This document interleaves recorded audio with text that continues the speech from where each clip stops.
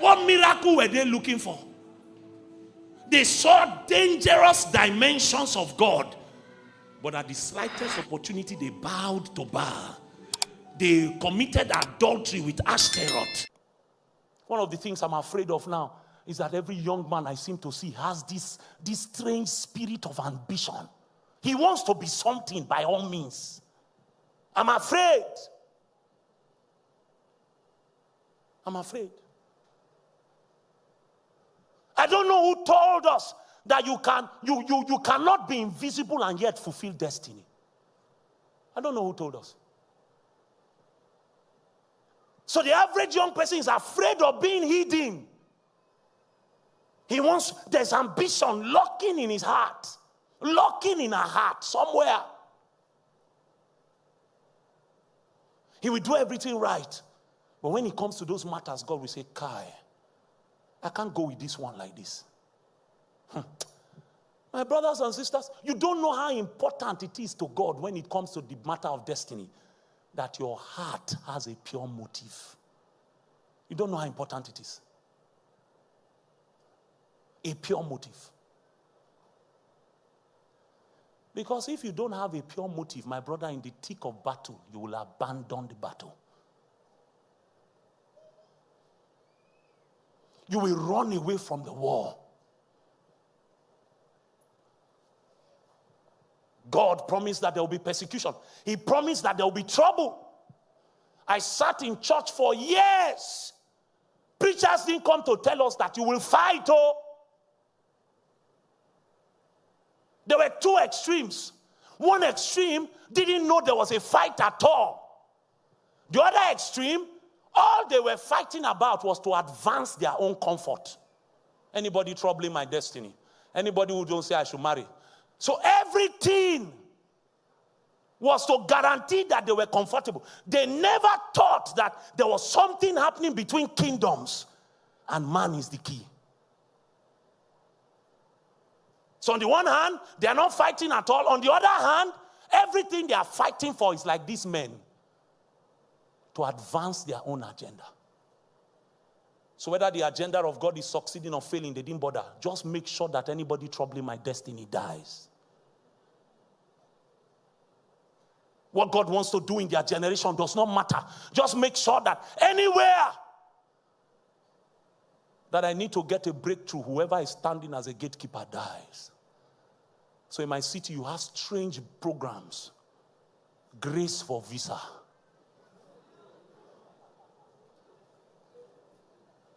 Who tied this goat? My blood is bitter. Because we think that the essence of the warfare is to entrench ourselves in comfort in the visible realm.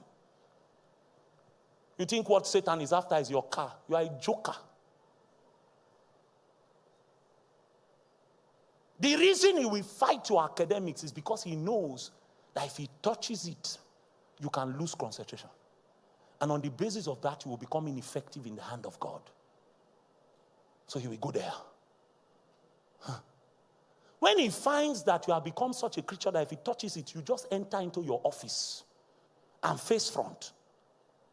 That as you do business with God, if a man's ways pleases the Lord, oh my God. I used to hear our father in the Lord say, the first time I started listening to him, a witch cannot kill me. I said, what kind of thing is this? What kind? The first time I heard it in a message, I said, how does a man talk with such confidence? It's not that he's ignoring the warfare. It's that he is facing what is important. If you keep your eyes on the prize, he will give his angels charge. It's a reality. I will teach on spiritual warfare in this weekend, so you don't think that I am saying it does not exist. What I'm saying to you is that there is a way to fight that warfare. The way to fight it is with knowledge. It's with knowledge. We don't just run and start to say, somebody is troubling my life. I would rather spend 10 hours to find out, oh God, what is the mystery behind this? When I find that mystery, then I know which weapon to wield. I know which weapon to wield. I can talk like this because I have been forged in the fires. You see me? Satan thought that I would die, that I would be a non-entity. I remember I went to beg one of my uncles for money. And he looked at me and said, share your money. My mother was a senior. She retired as a senior pastor in one of the denominations. And share your mother is giving money to church. You will suffer. I remember tears fell from my eyes. He took new 20 naira note. It should be about 2,000 or so. And flung it in my direction. And I left the office. It was at Agidingbi in Lagos. And I sat in the cab. Tears fell from my eyes. I said, God, I won't beg a man again. If you cannot make me what you want to make me, I will die like this. And I'm not ashamed to say you will allow me die like this. I can tell you for free that even if I stop moving, for the next 15 years, if I stop now, his children can't catch me. That's how far. That's how far God shifted me. So don't just look and don't be deceived that I'm talking because my life has always been comfortable. No. I show you the way to win. The reason Satan seems to be doing gra-gra, doing as if he's something mighty. I'm not saying Satan is not powerful. He is. But the truth, the reality is that he's not as powerful as God. He is. But the reason it looks as if there's something he has that is giving him an advantage is that his own men, they serve him with all that they have. But God's men are easily discouraged, easily broken. You can go to a meeting and see somebody crying. What's happened? No money for school fees. And yet, by the time you check, their prayer life has died. We've not seen that same intensity for the things that hang upon the heart of God. You have a prayer life, you have a prayer life. When last did God come and share a burden about a nation with you? When last? When last did he come to you and say, listen, bro, my son, there's something I want to do in Canada, and you are the one I trust to stand in the gap. When last? When last did God share a burden, something dear to him with you? When last? I love God. I love God. I love God. Let me tell you what God does with men that love him. He shares his burdens.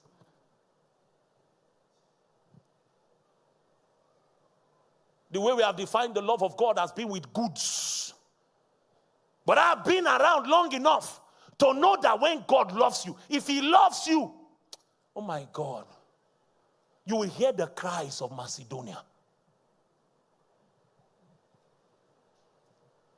He will call you to places where he doesn't invite every other man. He only invites lovers there because he knows that the heart of a lover has a pure motive. God or nothing else. Give me money, I don't care. Don't give me money, I don't care. My commitment, my responses, my consistency is not because of something I want to get. I am fascinated by the one whom my heart loves. You know, the average Christian is waiting to die so that they can go to heaven and walk on the streets of gold. Some of us want to die and go to heaven so that we can see the one who has been in the shadows. We want to see him as he is. The one whom we only heard his whispers. Whom once in a while, he brings us into the environment where we see his light. We want to see him as he is. That our hearts might rejoice. That all that we suffered was not in vain. So you will hear great men say that to be absent from the body is not to walk the streets of gold, it's to be present with the Lord. To be present with the Lord. These dual identity people, someone looking at them from the outside, we say they are committed to the cause of God. But careful scrutiny will show that Satan had promised them a reward. So while they will not do this one, they were willing to kill an innocent man. For you, it might not be an innocent man. What is it that you are willing to kill? What is it? Bro, I assure you, you really don't know what you are capable of until you are given opportunity. Some people have not done certain things, not because they can't do it and they won't do it. It's because they've not been given opportunity. I was in Kigali some weeks ago, and then I finished what I had to do that day, went into my room to rest. And then all of a sudden, around 9 p.m., I heard a knock on my door. I said, who know me for Rwanda again? Who they can't find me? So I got up, went to my door, and I saw a young lady, all sprawled, looking like sliced bread. I said, ah. I said, yes. He said, do you have anything you need? I want to come and help you if you have anything you need. I said, me, need. He came late. Satan came late. Not now. Not when I have walked with God to the level where God continues to tell me just a little more. Not now. That they couldn't try in Nigeria. They waited for me to. So that I will clean my mouth. You know when you eat sometimes, you clean your mouth. If you stayed with roommates that refuse to contribute money for cooking.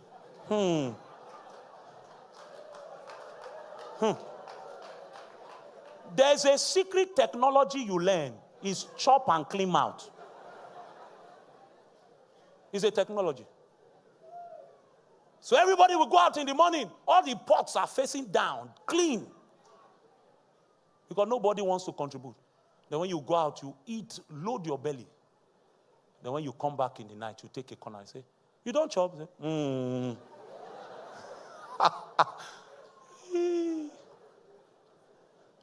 They thought that I could just go there and the first thing I did was to call my wife. I said, see what happened now. I'm sure to the woman of God. She said, lock all the doors. Lock all the doors.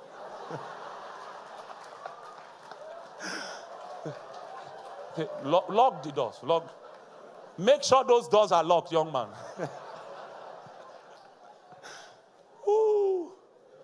You don't, I assure you, that the reason you have not done certain things is not because you don't want to. You have not yet been tempted.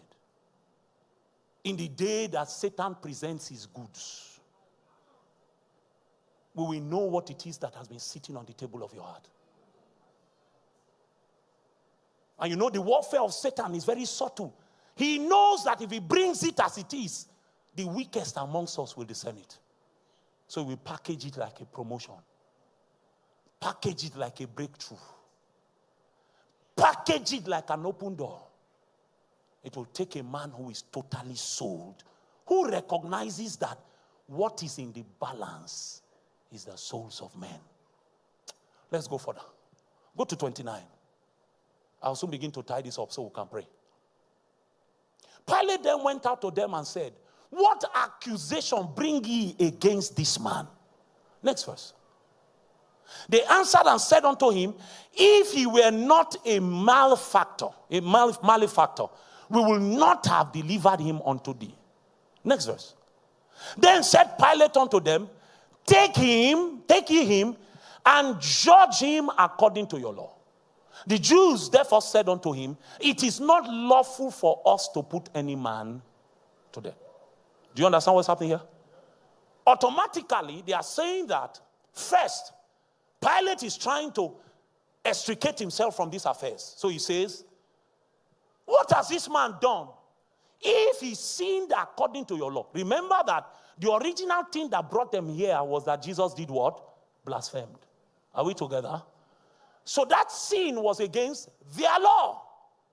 So Pilate was saying, he has not sinned against the state. This is not a war for a kingdom against a kingdom. This is a war for a kingdom within itself. Are you here?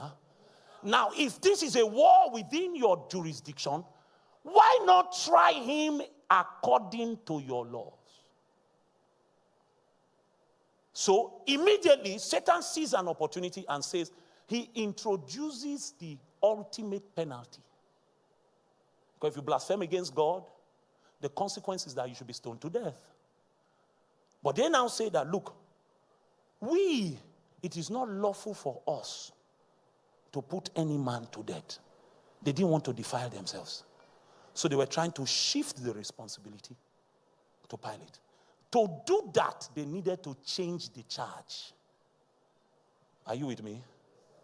Because if they came with this charge of blasphemy, Pilate will not be willing to be a tool to execute judgment. So they needed to make it attractive to Pilate somehow. Bring it to a point where Pilate will not be able to excuse himself. And they changed the judgment. Go to the next verse. 32. They changed the charge.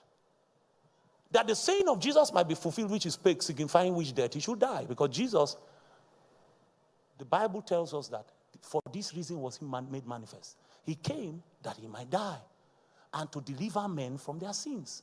He came to die the death of the cross. That's what brought him. All the things that Jesus did in his life were beautiful. But the most important thing of his invasion of earth was his death, burial, and resurrection. The miracles were nice. The healings were nice. The thousands that he fed were nice.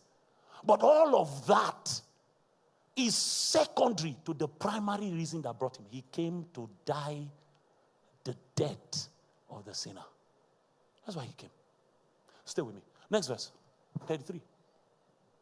Then Pilate entered into the judgment hall again and called Jesus and said unto him, now they had changed the charge.